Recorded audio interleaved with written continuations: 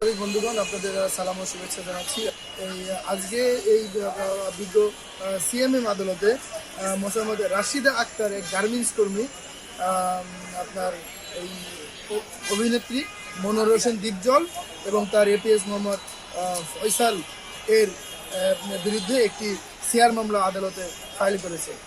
মামলাটির ঘটনাটি এইভাবে আমরা আমাদের সামনে এসেছি। সেটি হলো যে এই রাশিদা যখন এই বা গাবতলী হাটে যখন সে গরু কিনতে যায় দেখে না যে মনোর হোসেন দীপজল ওইখানে উপস্থিত। তখন সে এই মনোর হোসেন দীপজলে সে একজন ভক্ত, সে তার কাছে যায় তাকে দেখার জন্য। কিন্তু এই মনোর হোসেন দীপজল সে বলে এই নারী এখানে কেন?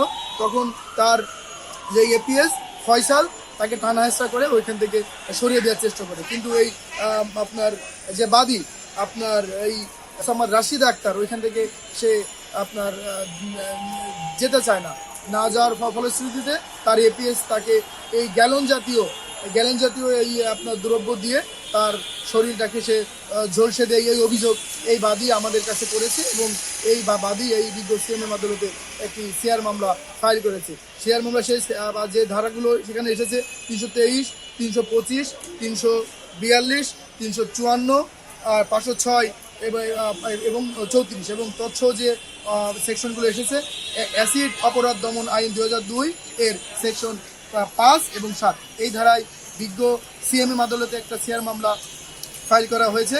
বাদীর ফাইল করেছে, আমরা তার পক্ষে মামলাটা শুনানি করেছি।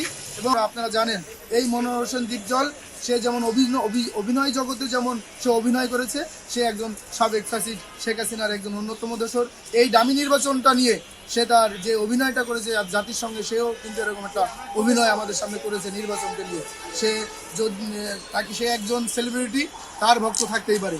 তাকে যখন এই গরুর হাটে এক গার্মেন্টস কর্মী তাকে দেখতে যায়, সে বলে যে এই মহিলা কোথা থেকে এখানে আসলো এবং তার এখানে কাজ কি। তখন তার এপিএস তাকে ওইখান থেকে সরানোর জন্য, তাকে ওইখানে হটিয়ে দেওয়ার জন্য তার সঙ্গে ধস্তাধস্তি হাতাহাতি হয়।